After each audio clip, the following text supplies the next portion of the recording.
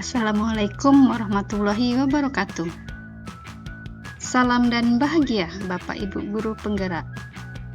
Saya Eni Sugianti dari SMA Negeri 20 Rimau, calon guru penggerak Angkatan 9 Kabupaten Banyuasin. Kali ini saya akan memaparkan aksi nyata modul 1.1 tentang penerapan filosofi Ki Hajar Dewantara. Selamat menyaksikan. Selama mengikuti pendidikan calon guru penggerak pada materi modul 1.1, saya merasa pembelajaran yang saya lakukan hanya berpusat pada guru, sedangkan murid hanya sebagai pendengar dan cenderung pasif. Padahal seharusnya pembelajaran yang saya lakukan adalah pembelajaran yang berpusat pada murid dan menuntun murid sesuai dengan kodratnya, yaitu kodrat alam dan kodrat zaman.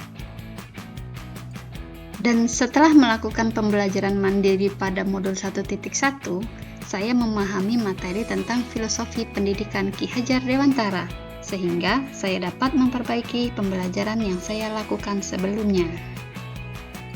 Filosofi pendidikan menurut Ki Hajar Dewantara ini menyadarkan saya bahwa memberikan pendidikan yang menuntun itu sangatlah penting dibandingkan hanya sekedar mengajar dan memberikan ilmu pengetahuan saja. Selain itu, saya juga harus dapat menjadi contoh dan teladan yang baik bagi murid. Kemudian, ide atau gagasan yang timbul sepanjang proses perubahan yaitu 1. Mengubah metode pembelajaran teacher center menjadi student center. Yang kedua, menciptakan pembelajaran yang menyenangkan. Dan yang ketiga, mengembangkan pembiasaan pendidikan karakter dan budi pekerti yang berkelanjutan. Sebelum saya melakukan aksi nyata penerapan filosofi Ki Hajar Dewantara, saya melakukan persiapan dan perencanaan terlebih dahulu. Berikut ini adalah rangkaian pelaksanaan aksi nyata penerapan filosofi pendidikan Ki Hajar Dewantara yang saya lakukan.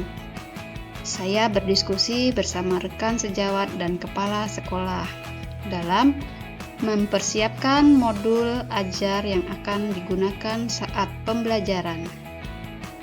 Sedangkan untuk pembiasaan pendidikan karakter dan budi pekerti yang berkelanjutan, sekolah kami melakukan kegiatan sebagai berikut. Upacara bendera setiap hari Senin dapat menumbuhkan jiwa nasionalisme dan disiplin. Kemudian, Jumat sehat dan Jumat bersih. Kami melakukan senam bersama, kemudian bergotong royong membersihkan lingkungan sekitar sekolah. Berikut ini adalah kegiatan pembelajaran yang saya lakukan di kelas. Materi pembelajaran kali ini adalah mendata informasi tentang tokoh HB Jassin dari berbagai sumber, misalnya dari ensiklopedia ataupun media lain.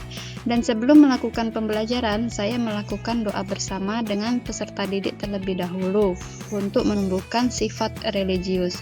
Kemudian menyampaikan tujuan pembelajaran yang akan dicapai dan menjelaskan kegiatan-kegiatan yang akan dilakukan saat pembelajaran. Selanjutnya, peserta didik secara aktif melakukan pembelajaran dengan berdiskusi dan berkolaborasi bersama kelompoknya masing-masing di perpustakaan, agar lebih banyak melakukan literasi untuk menambah pemahamannya terhadap materi pembelajaran. Setelah melakukan diskusi, perwakilan kelompok menyampaikan hasil diskusinya di depan kelas secara bergantian, sedangkan kelompok lain bisa menanggapi, baik itu berupa saran maupun kritik. Setelah itu, saya memberikan penguatan terhadap hasil kegiatan dalam diskusi atau pembelajaran yang telah dilakukan, kemudian melakukan doa bersama. Dari kegiatan pembelajaran tersebut, saya harus melakukan refleksi pembelajaran. Apa saja yang menjadi tantangan dan solusi dalam pembelajaran berikutnya, agar ke depannya saya dapat melakukan pembelajaran yang lebih baik lagi. Adapun tantangannya adalah sebagai berikut. Saat melakukan diskusi kelompok, masih ada beberapa peserta didik yang tidak mau bekerja sama.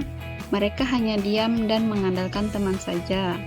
Selain itu, masih ada beberapa peserta didik yang malu-malu saat presentasi di depan kelas.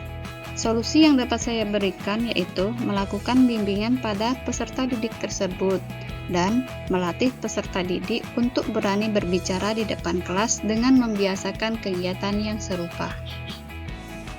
Terima kasih. Wassalamualaikum warahmatullahi wabarakatuh.